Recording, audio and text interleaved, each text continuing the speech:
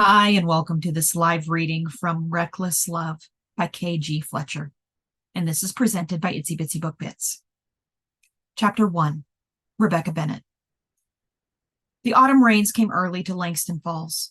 The blustery wetness fell from the sky and pelted the windows, raindrops sounding like copper pennies thrown against the glass. Tucking her hands into her apron pockets, Becky Bennett sighed and looked out at the deluge. Her older brothers were out in the elements, probably soaked to the skin, rivulets of water dripping from their cowboy hats and mud oozing over the tops of their boots in the fields. At least your father was dry, working away inside his cozy office down the hall. She imagined him wearing his reading glasses and going over the latest winery reports from behind his substantial desk, family photos and keepsakes surrounding him on bookshelves while the family dogs snoozed peacefully near his feet. But the dreary weather wasn't to blame for her melancholy mood. It was something else, something Becky couldn't quite put her finger on. Lately, she'd been moping around, the usual joy she found in her role on the family Christmas tree farm and winery, dulled by the repetitiveness of her daily duties. Sure, she appreciated her small team and their help baking and boxing up treats for the weekly winery tour visitors. They were also a godsend when it came to the annual festivals held at Bennett Farms, most recently another successful harvest hoedown. And providing hearty meals for her brothers, father, and the hired hands was something she was good at. And how could she not be thrilled by the success of her YouTube channel, The Farmer's Daughter? It started as a hobby, something fun for her to do while she cooked. She never intended the weekly podcast to become a lucrative job. But wasn't that what it was now? The job? Becky had everything she'd ever wanted in a legitimate career, especially after partnering with sponsors and usually using affiliate links, which leveled her up to monetization. She couldn't have done it without Elise Farrell. Elise was her brother Walt's fiancée and a whiz in the television industry. She hooked Becky up good, and now money poured into her bank account like the water flowing over Langston Falls. Because of her brand's success, she was now in talks with a publishing company that wanted to publish the Farmer's Daughter cookbook, featuring family recipes she shared on her channel.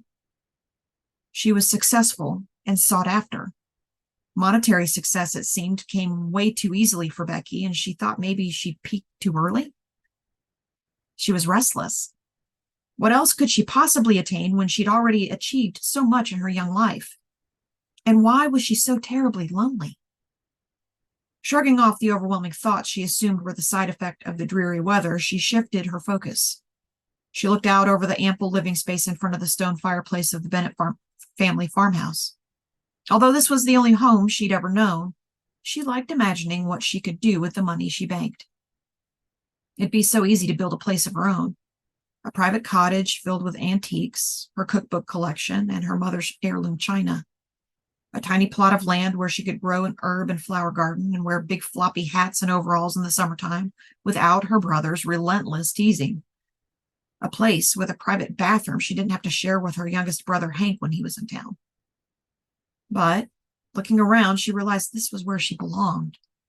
This right here in this very place was what happiness looked like.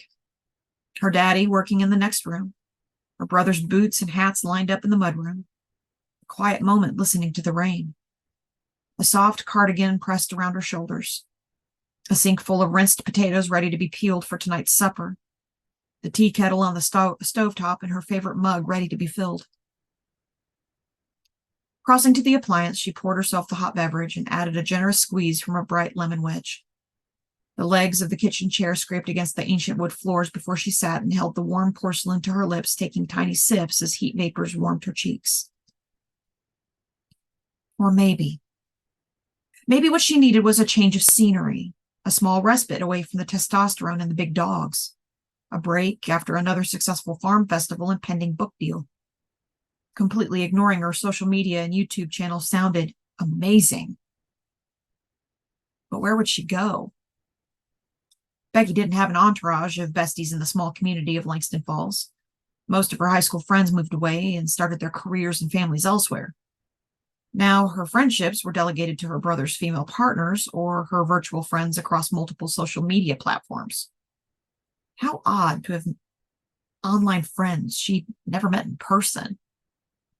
In fact, one of her favorite internet friends was a 60-something Southern cook named Alice, who emailed her regularly, the two of them trading recipes and sharing photos of their families. Alice had befriended Becky through her YouTube channel when she was just starting out, and they quickly became online pals. Maybe Alice's loving countenance and motherly disposition filled the cavernous void in Becky's heart left behind during those years involving her brother's unfortunate incarceration and her mother's death. Or maybe it was the homemade Mississippi mud pie recipe she shared that was a huge hit with all her brothers. Whatever it was, she and Alice had become close over the years, the woman a lifeline in her time of need. Perhaps she should finally make some plans and meet Alice in person.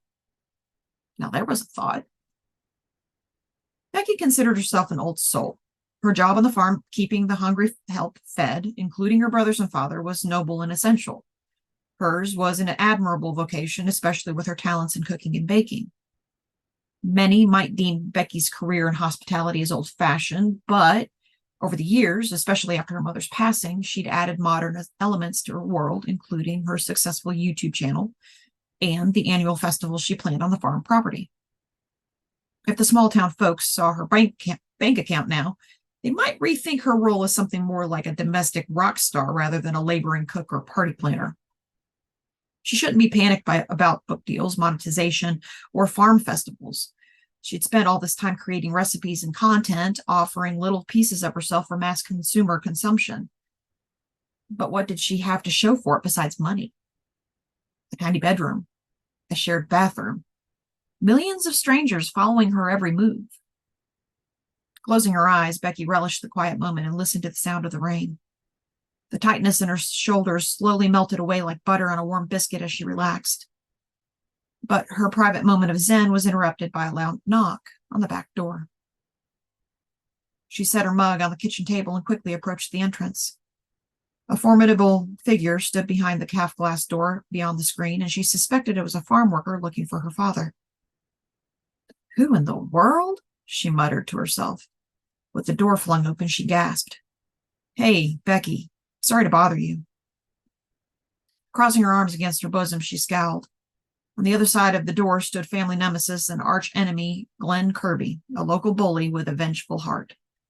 He held a bushel of apples, his hair and face underneath his cowboy hat splattered with rain. The black slicker he wore was shiny from the elements, the scent of musk and wet earth infiltrating her senses. "What do you want, Glen?"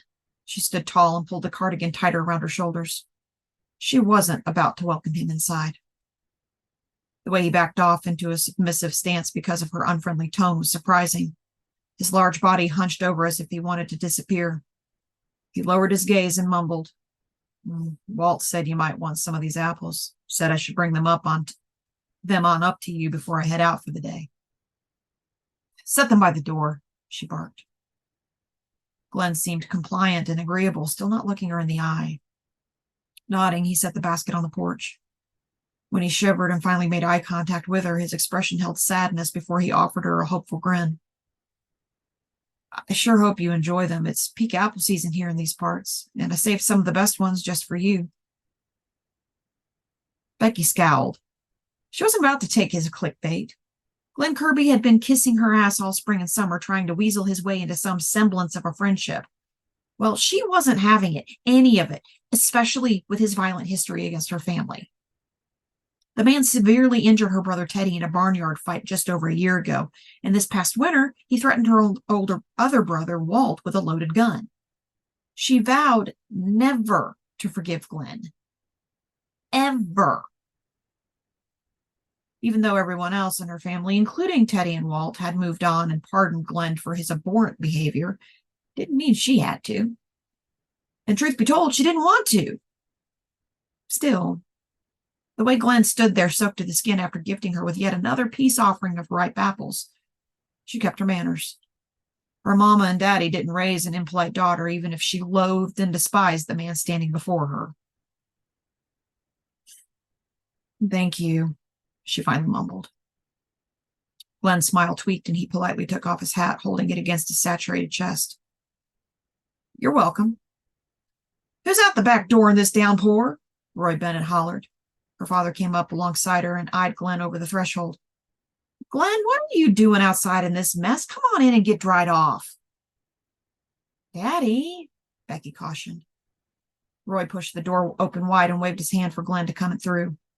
Family dogs, Jackson and Delia, panted by his legs, uninterested in bolting outside in the rainy weather. The big Labradors gave Glen the once-over with several sniffs and licks, Becky's enemy leaving a water trail across her recently mopped kitchen floors. She growled internally and shut the door with an aggravated thump. Her eyes went wide with horror as she watched her father hand off one of her pretty tea towels to Glen so he could dry off his wet face. No, not that one, she gruffly remarked, snatching the towel from Glen's hands. Ripping off a few sheets from the paper towel roll, she offered him those. Here. Glen nodded and swiped the paper roughly across his face. I appreciate it. Becky gritted her teeth and nodded as she unconsciously launched daggers at him from her squinted eyes. At least she wasn't alone with the creep, her father taking over the conversation. Rains came early this year, Royce stated. Yes, sir. You staying ahead of the apple harvest? Yes, sir. I still have several varieties we'll harvest in the next month, but it should be a bumper crop this year. Glen combed his wet hair back from his face with thick fingers, the grin on his face annoying. That's super. I'm glad for you, son. Becky listened with her lips pressed into a thin line and folded the tea towel with military precision. Why her father and brothers were so nice to this low-life thug was hard for her to understand. At least she wasn't the one who had to work with him day in and day out. That landed on her brother Walt's shoulders. The two men had been working nonstop, incorporating Kirby family apples with grape varietals from their Bennett family vineyard. The idea was to develop an apple-infused wine with an extra unique flavor, a delicious combination of fruits aged in oak barrels until bottled. The idea was more than a good glass of North Georgia wine. It was a true blending of families and an opportunity for Glen to buy back what was rightfully his, the Kirby homestead and apple orchards. Walt was still the legal owner of the Kirby property, but had moved out in late spring, handing the reins back to Glen only after he was released from a drug rehab facility. The man had hit rock bottom, especially after Walt swooped in and bought his family land right out from under him. For Walt, it was an act of revenge for nearly beating their brother Teddy to death. But somehow, after everything both families had been through, the two men had miraculously called a truce and worked side by side ever since. They'd grown up together, good friends playing baseball and fishing. Glen was a regular face at Bennett Farms back then and now come full circle. Well, I best be getting on before it's a total washout. Enjoy the apples, Becky. Mm-hmm, she mumbled. See you around, Glen, Roy said, slapping him across the shoulder. See you, Mr. Bennett. Becky watched Glen bumble out the door with his pathetic rain-soaked hat perched on his big head. She growled when it was just her and her father standing in the kitchen. How can you stand it, Daddy? Stand what? How can you stand that monster working on our property? I don't trust him. Roy helped himself to a mug of tea and calmly explained. Glen is proving himself trustworthy, I promise. He's been through the ringer and has changed his ways. He pulled out a kitchen chair and sat, cocking his head toward the empty chair beside him. You need to let go of your grudge and move on. All you're doing is allowing Glen to fill your head space with negativity. But he's done so many terrible things. How can I let it go? Becky sat next to her father, anxious for his advice. You ever hear the saying, holding a grudge is like letting someone live rent-free in your head? Yes.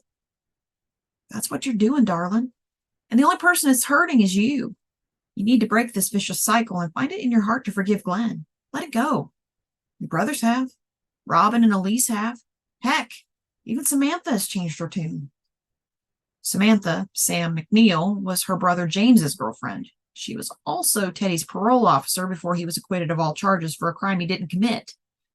Glen Kirby punched Sam in the face on the night of the harvest hoedown a year ago after he, Teddy, and Walt got into an awful fistfight in the barn. Terrible memories filled Becky with angst. Hey, her father placed his large hand over hers on the table.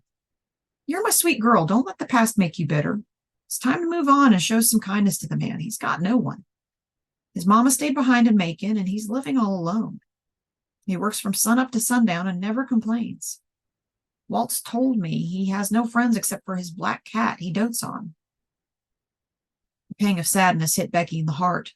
The thought of no friends or family was foreign to her, and she wondered how Glen got through each lonely day without relapsing into his old ways. When a man is given a second opportunity in life, it means having a chance to right the wrongs of his past. Believe me, Glen Kirby wants to show us and the good folks of Langston Falls what he is capable of. Staring at the bottom of her empty mug, Becky mulled over her father's words. Maybe he was right. Perhaps she shouldn't continue to be so mean to Glen. What if she made an intentional decision and decided to let go of all her resentment and anger? My God, if Sam could forgive him after the man hit her in the face, surely she could too. And what if I do forgive Glen? Then what? She asked. Well, I think you might find a certain kind of peace. That's what I've found. You'd be able to focus on yourself and get on with your life. My life, she mumbled, unconvinced.